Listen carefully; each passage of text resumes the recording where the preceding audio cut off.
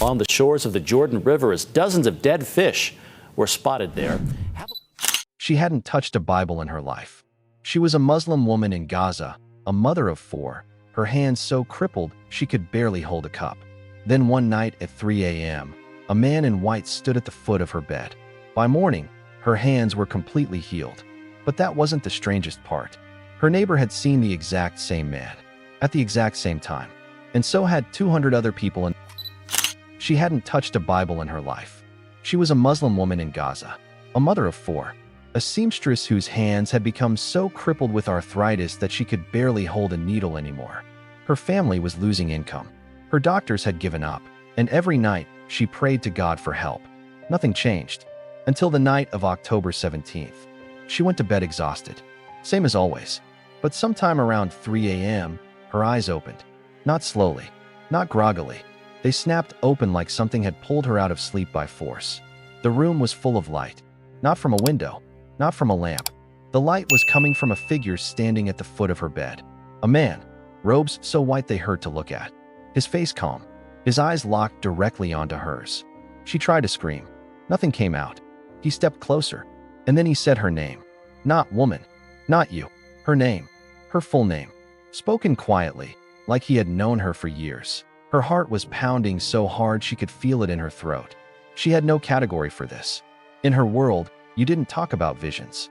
You didn't claim to see glowing figures in your bedroom. People would think she had lost her mind. Or worse, they would call it blasphemy. But she couldn't look away. The man stretched out his hand toward her twisted, swollen fingers. 2 words, be healed. And then every trace of pain she had carried for 7 years was gone. Instantly, completely, like someone had reached inside her body and removed it with bare hands. She looked down. Her fingers were moving. All of them. Freely. No stiffness. No burning in her joints. No sharp shooting pain through her knuckles. When she looked back up, he was gone. The room was dark again, and Amira sat in her bed in the silence of Gaza City, shaking. Not from pain. From something she had no words for yet. She didn't tell anyone that morning. How could she? But she couldn't hide what had happened to her hands. Her husband saw at the moment she started making breakfast. She was gripping a knife. No trembling. No wincing. He stared at her fingers for a long moment. Then he looked at her face. She looked away. By mid-morning, there was a knock at her door. Her neighbor Layla, 3 houses down. The woman's face was pale. Her eyes red from crying all night. She didn't even say hello. Did you see him? Layla whispered. Amira's breath stopped. See who? The man in white. Last night, around 3 a.m., the air left the room. Layla stepped closer. He was standing beside my daughter's bed. Nadia has been sick for months. The doctors said there was nothing more they could do. But this morning she woke up with no fever, no cough. She got out of bed and asked for breakfast like she had never been sick a day in her life. The 2 women stood in the doorway staring at each other. What did he say to you? Amira finally asked. Layla's voice dropped to almost nothing. He said, I am the way, the truth, and the life. Now here is the part that should stop you completely. Because Layla had not heard what happened to Amira. Amira had not told a single person. And yet both women, 3 houses apart, had seen the same figure, at the same hour, with the same presence. That is not a coincidence with a simple explanation. Within hours, the whispers started moving through the neighborhood. A 3rd woman came forward, then a 4th, then an elderly man who said the figure appeared to him while he was praying at dawn.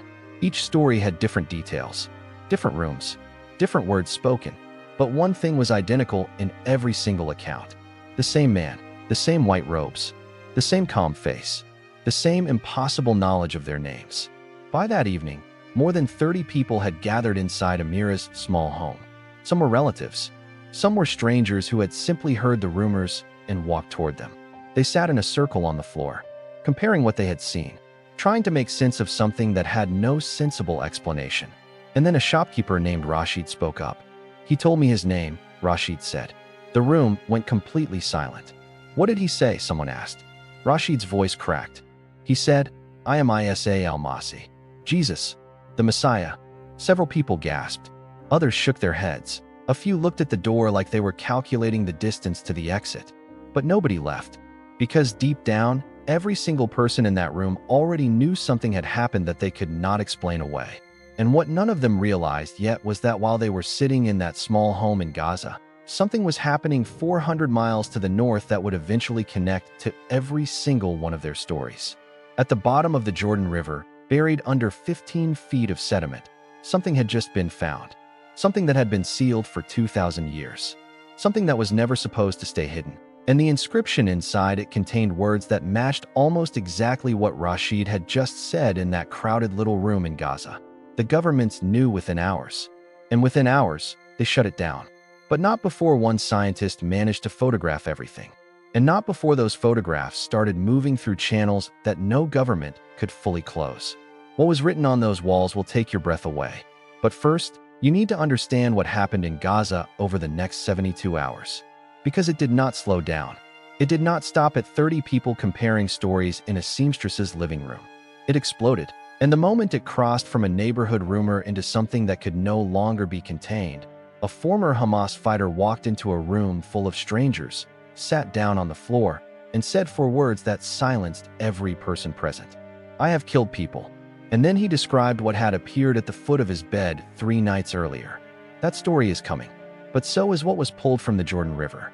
And when you hear both of them together, you will understand why governments are afraid, why scientists have gone quiet, and why the people living through this say, with complete certainty, that what is happening right now has been written about for a very long time. This is not a coincidence.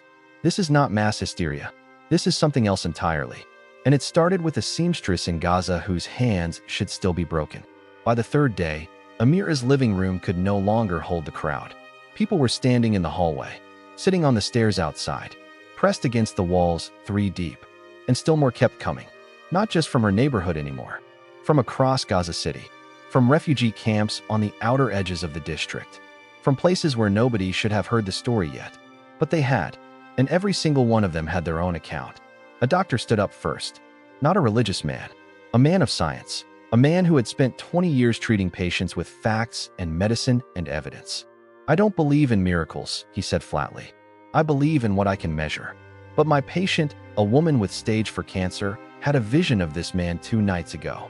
This morning her scans came back completely clear. No tumors. No trace of disease anywhere in her body. He paused. "I have no medical explanation." An elderly woman raised her hand next. "He came to my grandson. The boy is 7 years old. He knows nothing about religion. He has never been inside a mosque. But he woke up drawing pictures of a man on a cross. And he told me the man said, 'Tell your grandmother I am alive.'" The room was absolutely still. Then a woman in the back spoke without standing up. Her voice was quiet, but it cut straight through the silence. "I live alone. I have no internet. I don't watch television. I didn't hear any of these stories until I walked through that door today. But 4 nights ago, while I was washing dishes, he appeared in my kitchen. He didn't heal me. He didn't say anything about my health. He just told me to come to a house on a specific street in this city. He said I would find others who had seen him." She looked around the room slowly. "I didn't know what street. I didn't know what house. I walked through Gaza asking strangers if they had heard of any gatherings. And someone pointed me here." Nobody spoke for a long moment. Because that detail was the one that broke the last wall of skepticism in the room. A woman with no access to the story. No connection to anyone present. Directed to a specific address by a figure she had seen alone in her kitchen. How do you explain that? One man in the back tried. "This is mass hysteria," he said loudly. "You are all feeding off each other. You hear one story, and your brain fills in the gaps. This is psychology. This is not supernatural." He looked around waiting for agreement. He didn't get any. Because then Amira stood up, and when Amira spoke, the room listened. "I am a Muslim," she said. "I have been a Muslim my entire life. I believed Isa was a prophet, a good man, a messenger, nothing more. That is what I was taught. That is what I taught my children." She held up her hands. "But the man I saw was not just a prophet. He called himself the Son of God. He said he died for my sins and rose from the dead." A sharp breath moved through the room. In Gaza, those words carried weight that people outside could not fully understand. This was not a casual theological debate. Public statements like that could end friendships, break families apart, get people killed. Amira knew that. She said it anyway. "I believe him." For 3 full seconds, nobody moved. And then Khalil spoke. Khalil was not a small presence in any room. He was a former fighter. A large man with a heavy history written into the lines of his face. He had not come to this gathering to convert. He had come because the thing he had seen 3 nights ago had left him unable to sleep, and he had nowhere else to go with it. He stood up slowly. I believe him too. And then the elderly woman. I believe him. A teenager near the door. I believe him. One by one, voice by voice, across that packed and overheated room. Not a wave of emotion sweeping people off their feet. Something quieter than that. Something more like a decision being made individually by each person. One at a time. I believe him. I believe him. I believe him.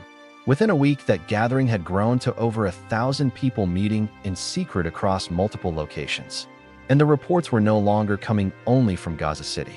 Bethlehem, Hebron, Ramallah, Jerusalem. The same visions. The same man. The same message. Religious leaders tried to suppress it. Government officials issued statements calling it dangerous misinformation. Media outlets refused to cover it or covered it only to dismiss it. But you cannot silence 1,000 people who have each seen something with their own eyes. And then the stories started arriving from places even further away. Jordan, Lebanon, parts of Syria, Egypt. And buried inside those reports was a detail that kept appearing in account after account from people who had never spoken to each other and never would. He always came between 2 a.m. and 4 a.m. He always knew their name. He always knew what they had done. And he always said the same thing about it. I have already paid for that.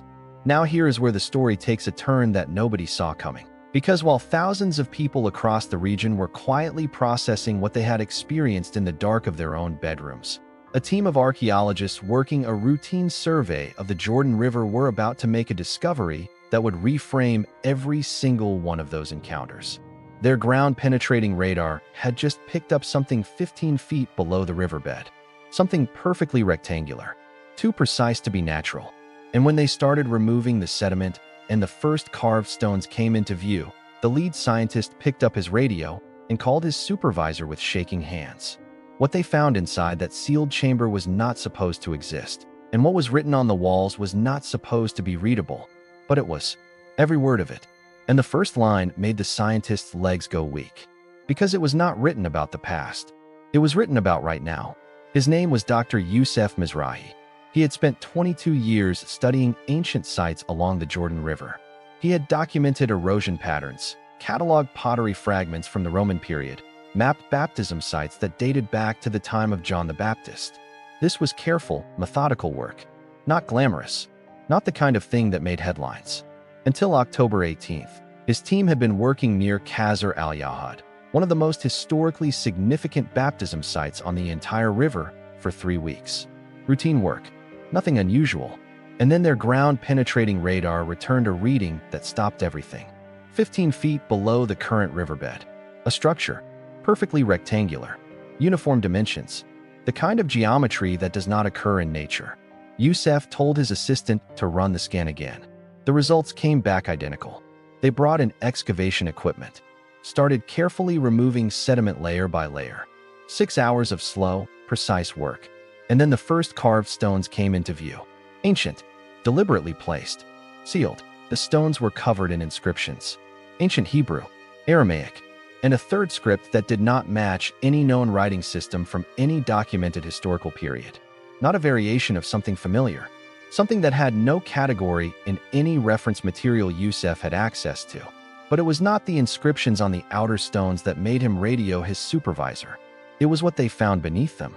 A sealed chamber, completely intact, untouched by water despite being submerged beneath a river for what the initial readings suggested was centuries. The interior was dry, preserved, as if someone had built it specifically to survive exactly these conditions for exactly this long. Inside the chamber were 3 things: fragments of fabric, a clay vessel, and markings covering every wall from floor to ceiling. Youssef's assistant ran the carbon dating equipment on the fabric fragments while Youssef stood in the chamber with a flashlight studying the wall markings. Then the assistant appeared at the chamber entrance.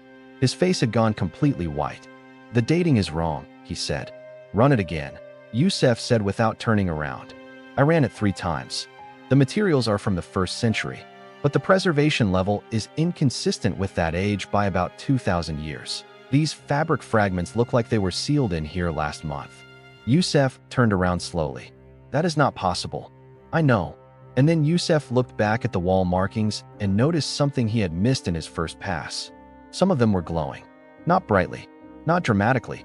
A faint, barely visible luminescence coming from certain sections of the inscription, not from any external light source. From the stone itself. He stood very still for a moment. Then he took every photograph he could before his battery died. Within 2 hours of that discovery, military vehicles arrived at the site.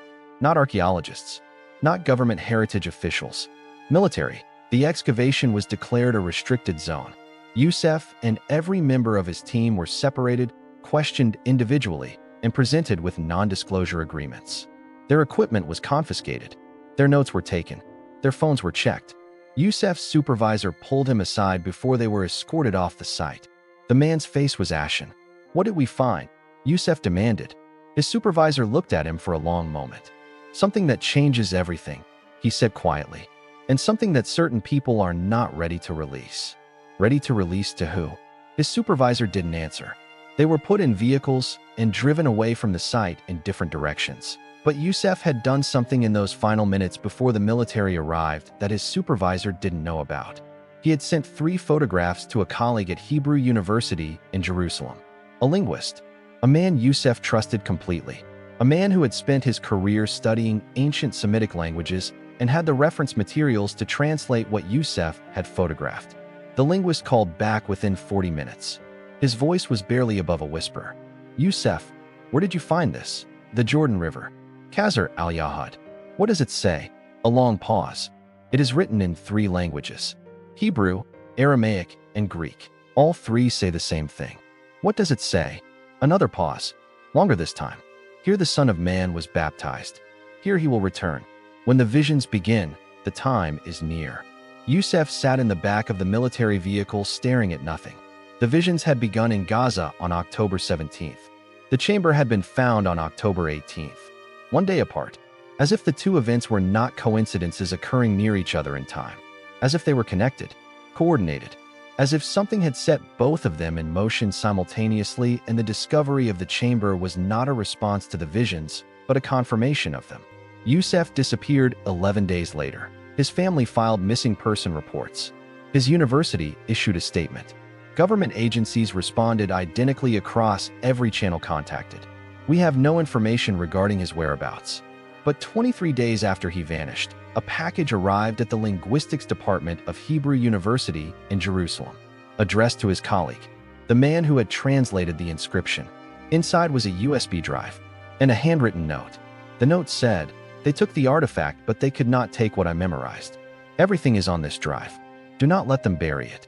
What is written on those walls confirms everything the prophets wrote, and the timing described in the chamber matches our generation almost exactly. The note was signed with Yusef's initials.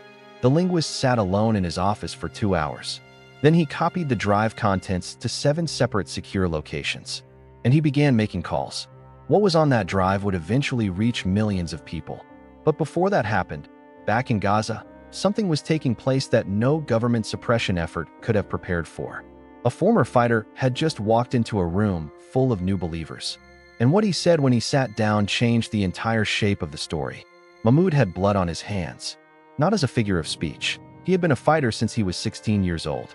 He had thrown rocks as a boy and graduated to something far more serious as a young man. He had helped plan operations. He had celebrated when enemies fell. Violence was not something that had happened to Mahmoud. It was something he had chosen, repeatedly, over 2 decades of his life. He did not believe in peace. He believed in force. And he had exactly 0 interest in stories about glowing men appearing in bedrooms. Until the night of October 24th. It started earlier that day. He was standing at a checkpoint when a child approached. A little girl, maybe 6 years old, carrying a small bundle of bread for her family. She looked up at him with wide eyes and kept walking. And for the first time in his adult life, Mahmoud felt something he had no name for. Shame. Not guilt about a specific act. Something deeper than that. A sudden and suffocating awareness of the world he had helped build. A world where small children walked past armed men without even flinching because it was so normal they had stopped noticing. That night he could not sleep. He lay on his mat staring at the ceiling. The girl's face kept appearing every time he closed his eyes.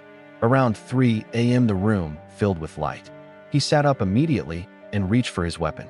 His hand froze. Standing at the foot of his mat was the man everyone had been talking about. The man Mahmoud had dismissed as a shared delusion.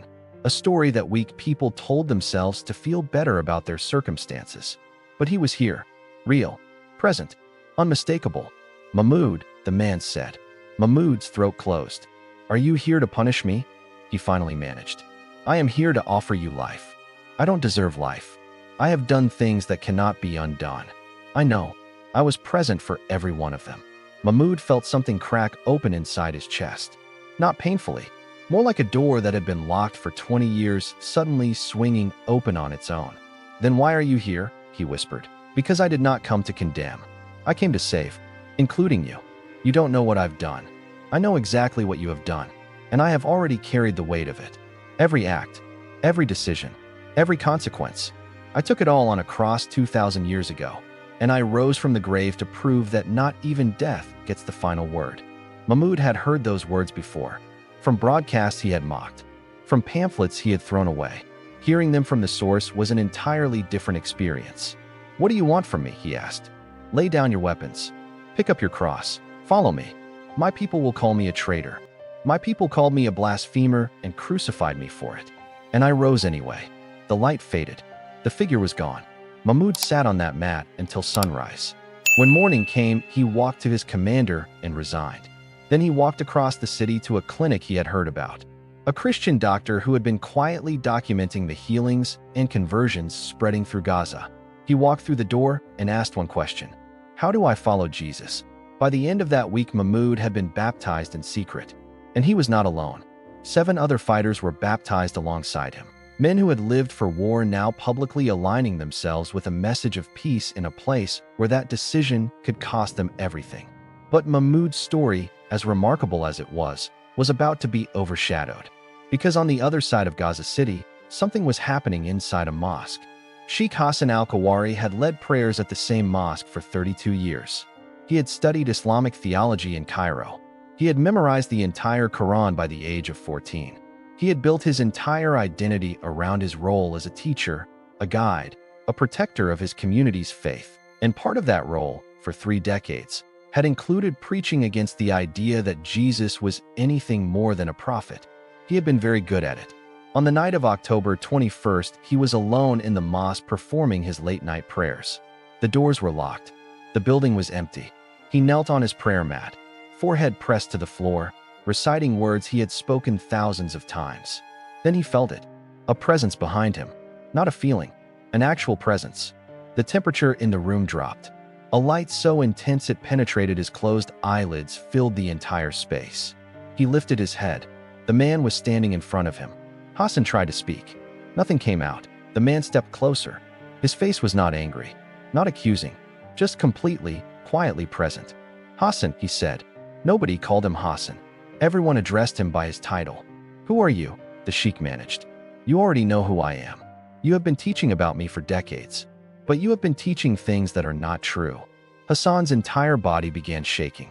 "You are Isa. I am Jesus, the Son of God, the one who died for your sins and rose from the grave. I am not a prophet among prophets, Hassan. I am the way, the truth, and the life. No one comes to the Father except through me." Hassan had read those exact words before, in texts he had been taught to dismiss as corrupted. The Quran says, "The Quran was written 600 years after I walked this earth. I am the living word. I was present at creation. I will be present at the end. And I am present right now, calling you by name." Tears were pouring down Hassan's face. "I have led people away from you for 32 years. Jesus knelt beside him on the floor of the mosque. "And I have forgiven you. The same way I forgave Peter who denied me 3 times. The same way I forgave Paul who hunted and killed my followers. I forgive you, Hassan. Now go and tell the truth." The light intensified until Hassan had to shield his eyes. When he lowered his hand, the room was empty again. He sat on that prayer mat for 3 hours. When dawn came, he stood before his congregation for Friday prayers. Hundreds of men filled the mosque. They expected the usual sermon, the usual rhythm of a service they had attended their entire lives. Instead, Sheikh Hassan al-Khawari told them what had happened in that room the night before. The mosque erupted. Men shouted. Some wept. Others stormed toward the exits. But 12 men stayed. 12 men who had seen the same figure in their own homes and had been too afraid to say anything. 12 men who had been waiting for someone with authority to speak first. And now someone had. What those 12 men would do next would ripple outward in ways none of them could have predicted. But before that story unfolds, the contents of Yusef's drive had just reached the linguist's most trusted colleagues. And what they found on those photographs went far beyond a single inscription about baptism and return. There were 3 layers of writing on those chamber walls. And the third layer was unlike anything any of them had ever seen in 30 years of studying ancient texts. The linguist's name was Professor David Arnon. He had spent 31 years studying ancient Semitic languages at Hebrew University in Jerusalem. He had translated texts from the Dead Sea Scrolls. He had worked on fragments from sites across the Middle East that most people had never heard of. He was not a man given to dramatic reactions. When he opened the files on Yusef's drive, he sat in silence for 45 minutes before he moved. The drive contained 47 high-resolution photographs. Every wall surface of the chamber, every inscription, every marking, and several close-up images of the objects that had been removed before the military sealed the site. He started with the first layer of inscription, the dedication text, the one Yusef had already described over the phone. Here the Son of Man was baptized. Here he will return. When the visions begin, the time is near. That alone would have been extraordinary.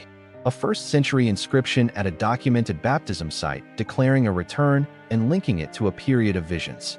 Written in 3 languages to ensure it could be read by any scholar of the ancient world.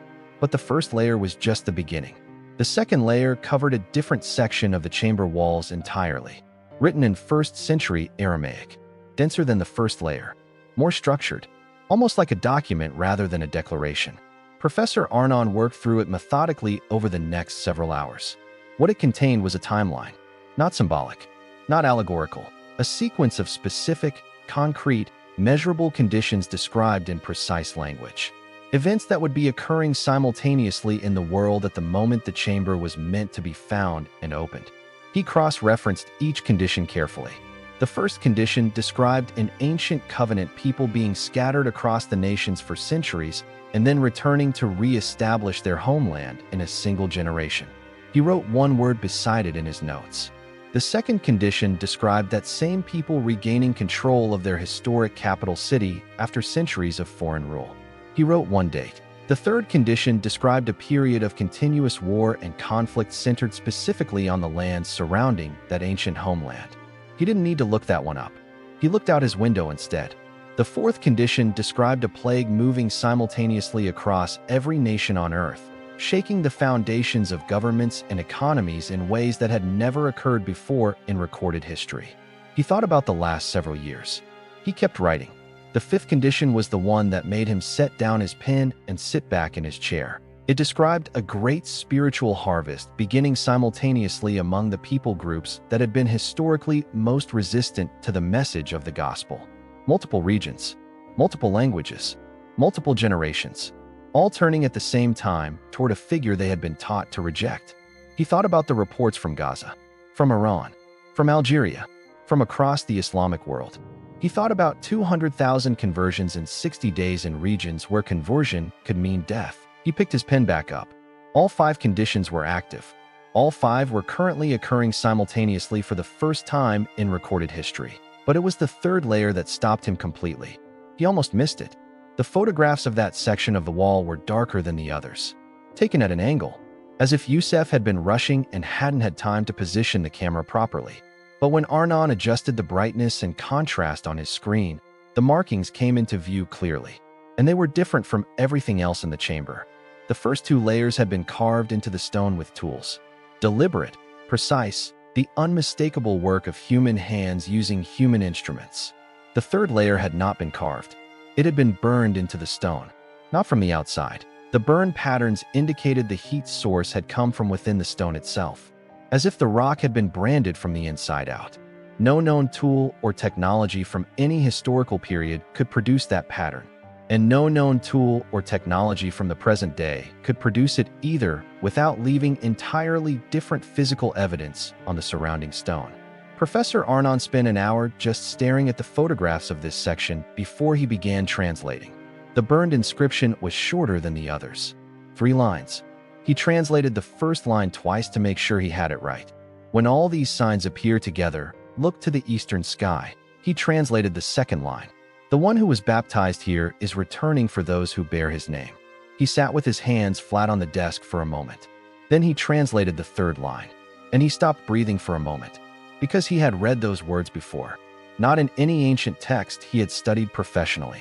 Not in any archaeological document or historical record.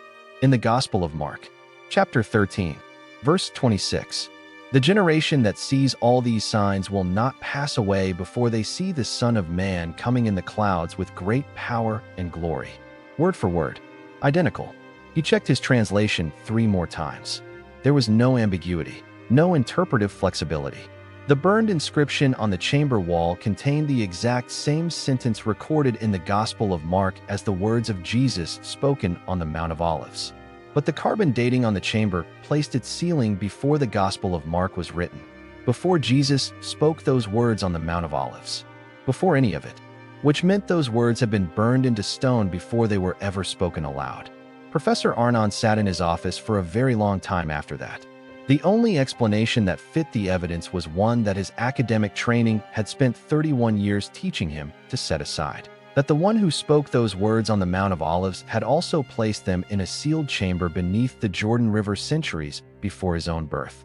Because he existed outside of time, and he had left a message at the exact coordinates of his own baptism, sealed and waiting for the exact generation that would be alive when every condition on that second layer of inscription was simultaneously active.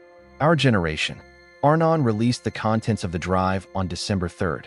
Within 6 hours, every major government with intelligence infrastructure had attempted to remove it from every platform they had access to. They were 3 hours too late. It had already been downloaded by over 3 million people across 97 countries, translated into 42 languages, shared through encrypted networks with no central point to shut down. And the response from people reading it was not what the governments had feared most. It was something they had no protocol for at all. Because the people reading it were not panicking, they were recognizing it. On November 3rd, a public hospital in Gaza City discharged 17 patients from its oncology ward in a single 24-hour period. Not because they had completed treatment, not because they had been transferred to another facility, because their cancer was gone. Every single one of them. Stage 3 diagnoses. Stage 4 diagnoses. Terminal cases confirmed by multiple specialists over months of repeated testing. Cases where the medical team had already moved from treatment to comfort care. Gone. Overnight. No trace remaining. The head of the oncology department, Dr. Karim Abu Bakr, called an emergency staff meeting that morning and laid the files out on the table one by one. He looked at his team. "I need someone to explain this to me." Nobody spoke. Then a nurse named Sister Marie raised her hand. She had worked in that hospital for 15 years. She was not given to dramatic statements. "I know what happened," she said quietly. Every head in the room turned toward her. 14 of these 17 patients told me the same thing this morning. Each of them said a man in white stood beside their hospital bed during the night. He touched them. They felt heat move through their bodies. And when they woke up, the pain was gone. Dr. Abu Bakr stared at her for a long moment. "You are suggesting a supernatural explanation. I am suggesting that when medicine cannot explain something, the least we can do is listen to the patients." He ran the tests again. 3 times. Different equipment. Different technicians. The results were identical each time. No cancer. No scar tissue. No biological evidence the disease had ever existed in those bodies. Word moved through the hospital within hours. Other wards began reporting the same thing. A man with complete kidney failure whose organs had inexplicably resumed normal function overnight. A woman with severe spinal damage who had stood up from her wheelchair that morning and walked unassisted to the nurse's station.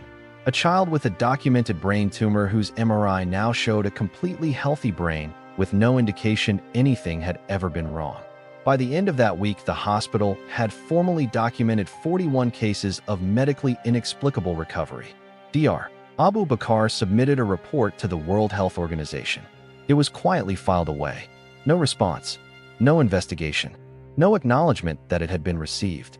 When journalists tried to access the hospital records, they were denied at every level. When they tried to interview the patients directly, official channels intervened. But 41 healed human beings cannot be suppressed. They walked out of that hospital and went home to their families and told everyone they knew what had happened in the night. And every single one of them pointed to the same source. The man in white who had stood beside their bed and touched them. The one who called himself Jesus. This was not new information to historians and biblical scholars who had been quietly watching events in Gaza unfold. Because the pattern was familiar. 2,000 years ago, the accounts that built the early church were not primarily theological arguments. They were medical events. A blind man seeing, a paralyzed man walking, a dead man breathing again. People did not follow Jesus in the first century because they had been persuaded by a well-structured sermon. They followed him because they had watched him do things that had no natural explanation. And then they watched him die. And then they watched him alive again 3 days later. That pattern, the healing followed by the impossible, had appeared at specific moments throughout history whenever a significant spiritual movement was about to accelerate. It appeared in the 3rd century when Christianity spread across North Africa despite brutal persecution. Historians from that period recorded accounts of physical healings that drew entire communities toward faith in a single generation. It appeared in the 20th century in China, where a Christian community of 1 million believers grew to over 100 million in a single generation. In a country where Christianity was illegal, fueled almost entirely by accounts of supernatural encounters, miraculous healings, and the kind of personal experiences that no government prohibition could argue away. The pattern was consistent across every culture, every century, every geography. When God moves, physical evidence follows. And in Gaza in November, the evidence was filling hospital discharge papers faster than the administration could process them. But the healings were only one part of what was changing, because something was happening to entire communities that went beyond medicine. In neighborhoods where violence had been a daily feature of life for decades, it was stopping. Feuds that had lasted generations were ending. Men who had sworn blood oaths against each other were sitting across tables, sharing food. Former enemies were embracing in the street. A tribal leader in northern Gaza, known across the district for his iron enforcement of community law, called a gathering of his entire extended family. Over 300 people came. He stood before all of them. "I have spent 40 years building walls between us and everyone outside this family," he said. "I thought that was strength. I thought protecting what was ours meant keeping everything else out." He stopped for a moment. "3 nights ago, a man stood in my home and showed me what those walls had actually cost us. What I had made my children inherit. What I had passed down instead of peace." For the first time in the memory of anyone present, he wept in front of his family. "I am asking forgiveness from everyone in this room that I have wronged. And I am telling you that Isa al-Masih is real. He is not a distant historical figure. He is present, and he is calling every one of us." His entire extended family converted that night. They were one of dozens of family networks across Gaza that made the same decision in the same week. And then the video appeared. Nobody knew who filmed it. Nobody knew who uploaded it. It appeared on multiple platforms simultaneously on November 19th with no account history, no username, no traceable origin. 3 minutes and 47 seconds long. The first 2 minutes showed a standard underground gathering. People packed into a dimly lit space, singing in Arabic, hands raised, some weeping quietly. Then at 2 minutes and 12 seconds, a light appeared in the corner of the room. Not from a phone, not from a lamp, not from any visible source in the frame. A soft, pulsing light that grew slowly brighter as the singing continued. People in the footage began turning toward it. Some stepped back. Some fell to their knees. A child's voice was heard clearly saying in Arabic, "It's him. It's the man from my dream." The light intensified until it was difficult to see anything else in the frame. Then the footage cut out. 40 million views in 48 hours. 3 independent digital forensics teams analyzed it. 2 released statements finding no evidence of manipulation. The third released no statement at all. And in Muslim-majority countries from Indonesia to Morocco, people watching the video reported the same response. They recognized the light, not from the video, from their own dreams. They had no building, no budget, No legal status. No denomination backing them. No seminary-trained pastor standing at the front of a room with a prepared sermon and an order of service printed on folded paper. What they had was each other, and something none of them could fully describe, but all of them had felt. By mid-November, the underground church in Gaza had become one of the fastest-growing Christian communities in the history of the Middle East. And it had done so without a single resource that any church-planting organization would consider essential. They met in basements, in storage rooms behind shops after closing time, in the back rooms of family homes with blankets pressed against the windows, in open fields on nights when the indoor spaces could no longer hold the crowd. They had no pews. People sat on floors, on overturned crates, on folded prayer mats that some of them had been using to face Mecca just weeks earlier.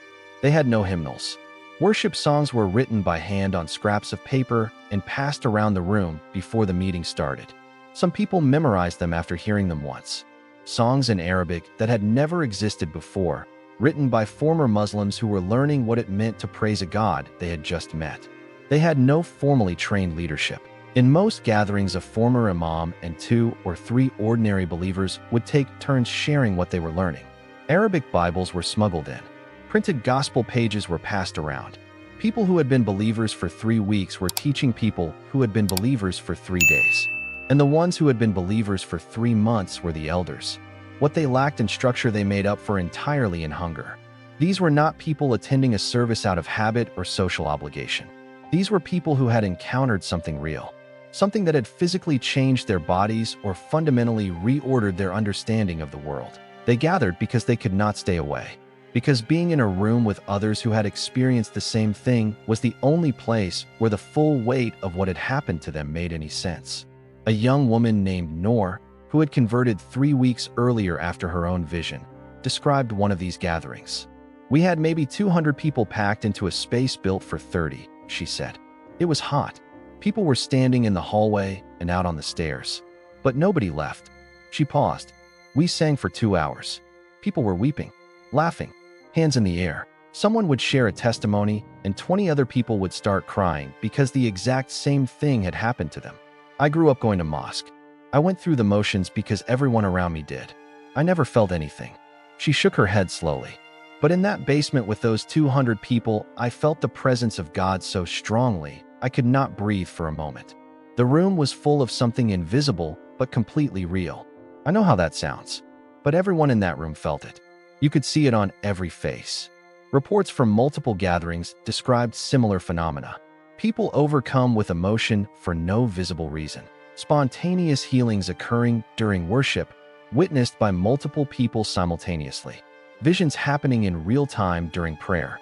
Former strangers describing the same supernatural experiences at the same moment without having spoken to each other. Former enemies sitting side by side with tears running down their faces. Former atheists on their knees. Former religious authorities learning like children. The church in Gaza was not being built by missionaries with strategies and funding and 5-year plans. It was being built one encounter at a time. And as the underground church grew inside Gaza, the reports from outside Gaza were accelerating faster than anyone tracking them could keep pace with. In Iran, where conversion from Islam carries the death penalty, underground church networks reported their fastest growth in recorded history. House churches that had operated in secret for decades were overwhelmed with new believers seeking baptism. Leaders who had been cautiously protecting small groups of 20 or 30 people were suddenly managing hundreds. In Algeria, a country that had seen significant Christian growth in previous years, the rate of new conversions tripled in a single month. In Afghanistan, in Iraq, in Libya, in Sudan, the same pattern appearing simultaneously in countries with no contact with each other, no shared media ecosystem, no common source for the information spreading through their communities. Except one, the man in white appearing between 2 a.m. and 4 a.m., calling people by name, knowing what they had done, offering forgiveness they had not asked for. A network of Christian workers who had operated quietly across the Middle East for decades released a carefully worded statement. What we are witnessing has no modern precedent. The scale, the speed, and the simultaneous nature of these events across geographically isolated populations is consistent with a coordinated supernatural event rather than a sociological trend. We have documented over 200,000 conversions across the broader region in the past 60 days. Our estimate is that the actual number is significantly higher, 200,000, in 60 days, in regions where the decision to follow Jesus could mean losing your family, your livelihood, your freedom, or your life. These were not casual cultural shifts. These were not people raised in Christian homes following a familiar path. These were people who had grown up in communities where the name of Jesus was either irrelevant or dangerous, making a decision that cost them something real, because of what they had personally seen. And the common thread running through every testimony from Gaza to Tehran, from Kabul to Tripoli, was always identical. A man in white, a personal encounter, a life that changed direction overnight, and a name that was always the same: Isa al-Masih, Jesus the Messiah. The book of Revelation had described a vision of heaven where a multitude too large to count stood before the throne, representing every nation, every tribe, every people, every language. For the first time in history, the pieces of that multitude were assembling in real time. In underground basements in Gaza City, in secret house churches in Tehran, in desert fields across North Africa, and in the heart of it all, connecting every thread, was something still locked inside the photographs on Yusef's drive that Professor Arnon had not yet shown anyone. Because after the 3 lines of burned inscription on the chamber wall, there was one more photograph. A photograph of a smaller room hidden behind the main chamber. A room the military had not found when they sealed the site. A room that Yusef had discovered in his final minutes before the vehicles arrived. And what was written on the walls of that room made everything else look like a preface. Arnon had been sitting with that photograph for 3 weeks. He had translated it once, then set it aside, then come back to it, then set it aside again, because what it said was not vague. It was not symbolic. It was not open to multiple interpretations. It was specific, and it named something that was about to happen, something that had not happened yet when Yusef sealed the drive and disappeared. But that was happening now. Professor Arnon did not sleep well for 3 weeks after he translated the hidden room inscription. Not because it frightened him, because it clarified something he had spent his entire career treating as theoretical. Something he had studied academically, professionally, with the careful detachment that serious scholarship requires. The prophecies were not metaphors. They were a calendar. He had spent 31 years studying ancient texts as historical documents, as windows into the past, as evidence of what people believed and how they expressed those beliefs in language and symbol. He had approached them the way any serious academic approaches ancient literature, with respect for the text and distance from its claims. The photograph of the hidden room ended that distance permanently. He spread his notes across his desk and started from the beginning. The prophet Isaiah had written specific words over 700 years before the birth of Jesus. Not vague spiritual poetry, specific, observable, measurable descriptions of physical events. Then the eyes of the blind will be opened. The ears of the deaf will hear. The lame will leap. The mute tongue will shout for joy. Isaiah 35, verses 5 and 6. Arnon pulled up the hospital documentation from Gaza. The 41 verified cases. The blind child who had regained sight. The paralyzed man who had walked into the gathering on his own. The deaf woman who had heard her grandchild's voice for the first time. The mute teenager who had spoken a full sentence in a room full of witnesses. Every category Isaiah described, documented, in a single month, in a single city. He moved to the prophet Joel, chapter 2, verse 28. Afterward I will pour out my spirit on all people. Your sons and daughters will prophesy. Your old men will dream dreams. Your young men will see visions. He thought about the fighter who had seen the man in white, the 7-year-old boy drawing pictures of a cross, the elderly tribal leader weeping before his family, the teenager in the gathering who had felt more loved in a single moment than she had in her entire life. Old men dreaming, young people seeing. Every generation represented simultaneously. He moved to the words of Jesus recorded in Matthew chapter 24. Nation rising against nation, famines and earthquakes, the beginning of birth pains. He thought about the state of the world. He did not need to search for examples. Then the line that every prophecy scholar considered the key condition above all others. This gospel of the kingdom will be preached in the whole world as a testimony to all nations. And then the end will come. Arnon had read a report from missiologists, scholars who tracked the global spread of Christianity, released earlier that year. For the first time in documented history, the gospel had reached every identified people group on earth. Every language group, every isolated community, every nation, everyone. The condition Jesus described had been met.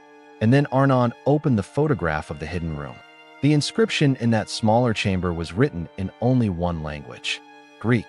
1st century Koine Greek. The same language the New Testament would be written in. The same language that any educated person in the Roman world of the 1st century could read. It was longer than the burned inscription in the main chamber. More detailed, structured like a letter rather than a declaration. The opening lines described the writer: a servant of the one who was baptized in this water, a witness to his resurrection, a keeper of this message until the appointed time. Then a series of descriptions that Arnon recognized immediately. A generation that would see the ancient homeland reborn. A generation that would see the holy city returned. A generation that would survive a plague that covered every nation. A generation that would witness the harvest of the nations unlike anything that had come before. He had already matched all 4 of those to documented historical events. But the inscription did not stop there. It continued with a phrase that Arnon read 3 times before he accepted what it said. The servant of the Lord will appear to the lost, to those who have not heard his name, to those who have been taught to reject it. He will appear in the night hours. He will speak their names. He will offer what they did not know to ask for. And the harvest will begin in the land closest to where these words are buried, the land closest to the Jordan River. Gaza. Arnon sat very still. The inscription had described the Gaza visions, not as a prophecy about a distant future event that could apply to many situations, as a specific description of a specific phenomenon beginning in a specific geography, written and sealed in the 1st century, found the day after the visions began. He kept reading. The final section of the hidden room inscription was the one that had kept him awake for 3 weeks. It described what would follow the harvest, what would come after the visions had spread and the healings had been documented and the underground church had grown beyond what any human effort could explain.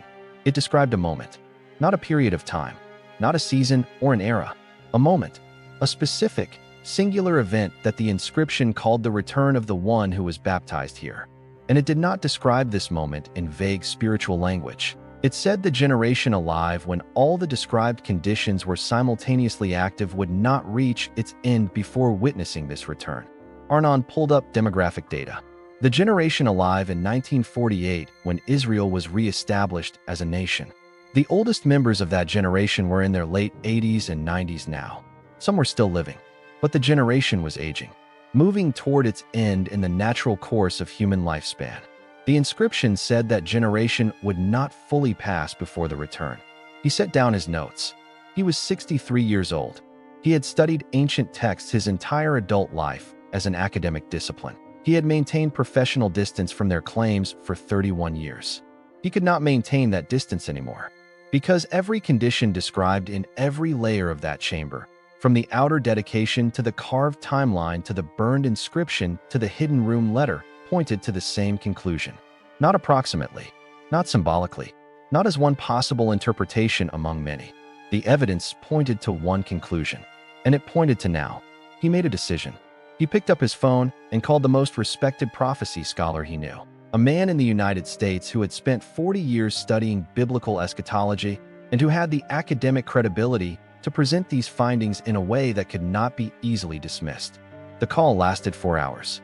At the end of it, the scholar said one thing: "David, I need to see everything." Arnon sent the files that night. And the scholar, a man who had spent 4 decades carefully avoiding sensationalism in his field, read through the photographs and the translations and the cross-references until 4 a.m. Then he sat in his study in the dark for a long time. When his wife found him there in the morning, she asked what was wrong. He looked up at her. "Nothing is wrong," he said. "Then why do you look like that?" He was quiet for a moment. "Because I have spent 40 years studying something I believed was true, and I just found out it is more true than I knew, and closer than I thought." She sat down across from him. "How close?" she asked. He looked at her steadily. "Close enough that I think we should call our children today." Back in Gaza, Amira had received her second visitor. Not the man in white this time. 2 men in dark clothing with no identification who knocked on her door at 6 a.m. and told her to stop talking. What happened next set off a chain reaction that no government suppression effort had any framework to contain.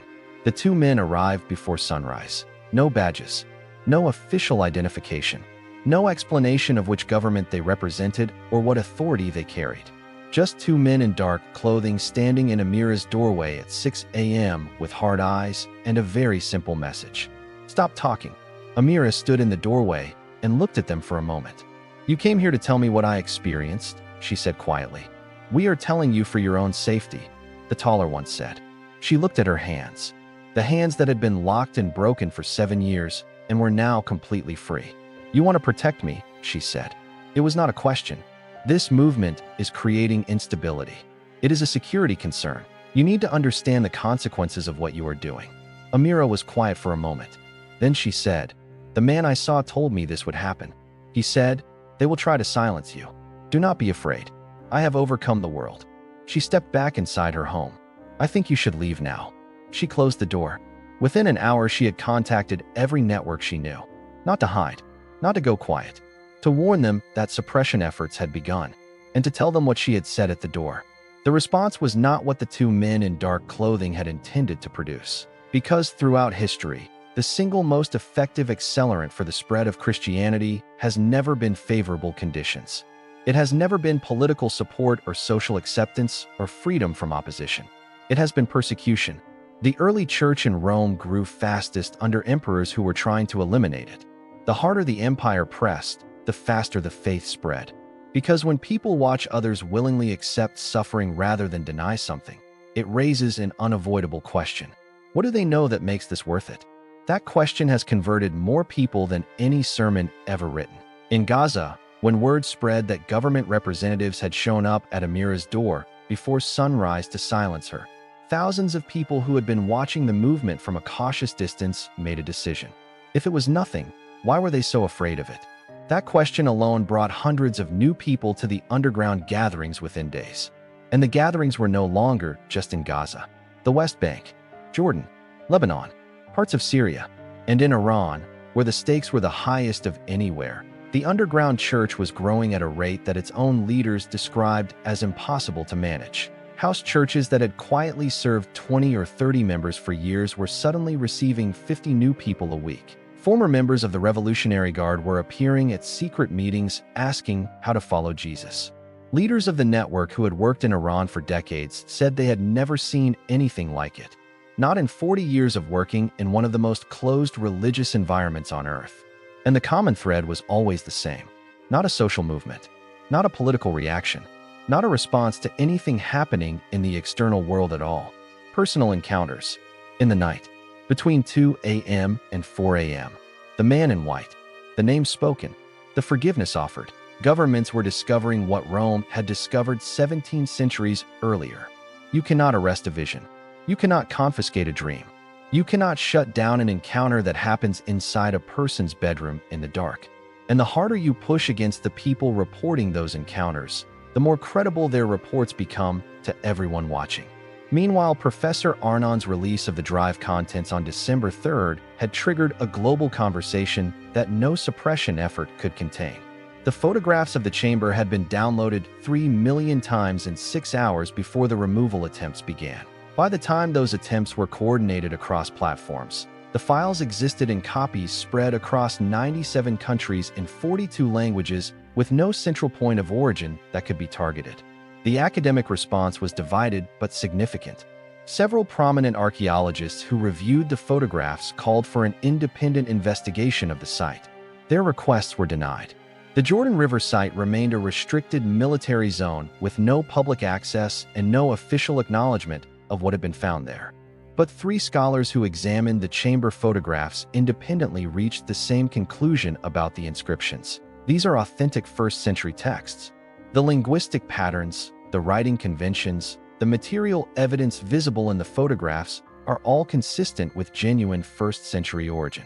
We cannot authenticate them fully without access to the physical site, but we find no evidence of forgery in what we have examined. A 4th scholar, a specialist in ancient stone working techniques, addressed the burned inscription specifically. The heat pattern visible in these photographs is inconsistent with any tool or technique used in stone inscription during the 1st century or any subsequent historical period. It is also inconsistent with any modern technology one am aware of that could produce this result on stone of this composition without leaving different physical evidence on the surrounding material. I have no explanation for how this was produced. The governments wanted panic. They did not get panic.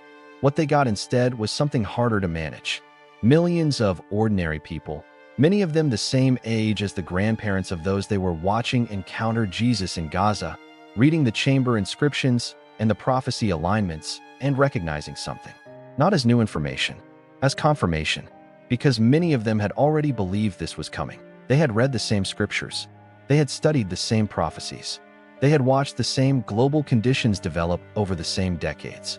And now there was a sealed chamber beneath the Jordan River, found the day after the visions began, containing a timeline that matched documented history with precision that could not be reasonably attributed to chance, and a burned inscription, produced by no known human technology, containing the exact words of Jesus recorded in the Gospel of Mark, written before Mark was born.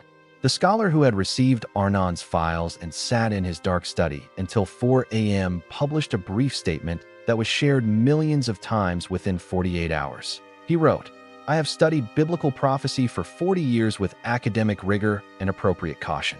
I am not given to sensationalism. I am not writing this to alarm anyone. I am writing this because the evidence now in front of me requires honesty rather than caution.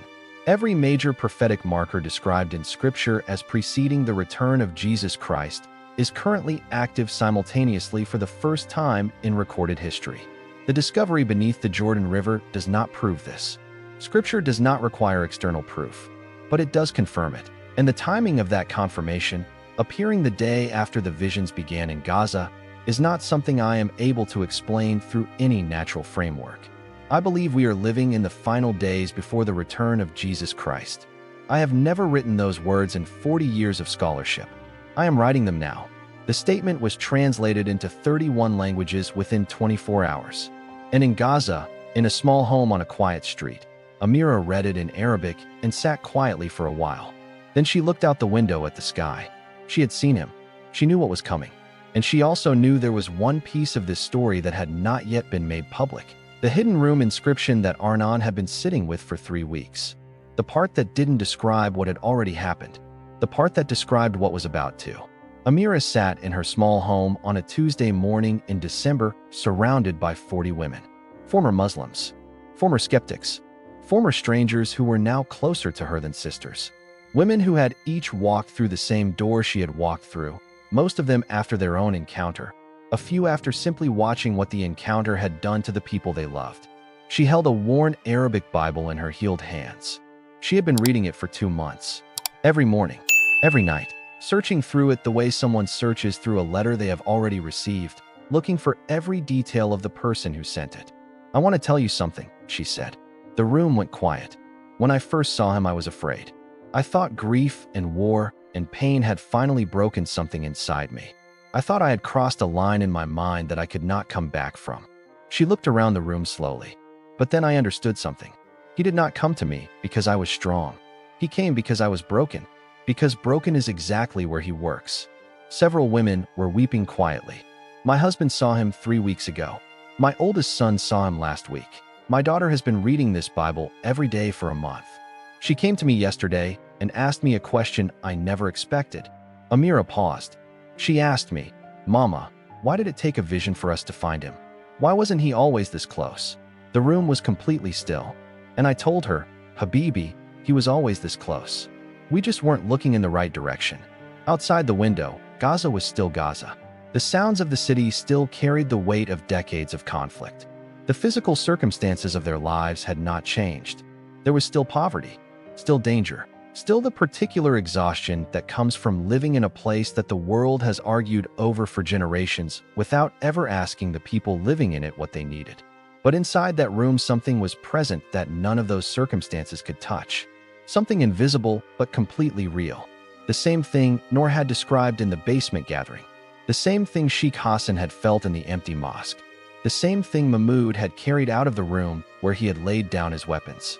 And as Amira looked around at the 40 faces in her home, she thought about something Professor Arnon had included in the materials released alongside the drive contents. A section of the hidden room inscription that he had held back from the first release. Not to deceive, because he had needed 3 more weeks to be certain of his translation. Because the language in that final section was older than anything else in the chamber. Written in a form of Hebrew that predated the other inscriptions by what appeared to be centuries. As if someone had returned to that room after the original inscription was complete and added something. Something that was not a timeline, not a description of conditions or historical markers. A promise. The hidden room's final inscription read this way.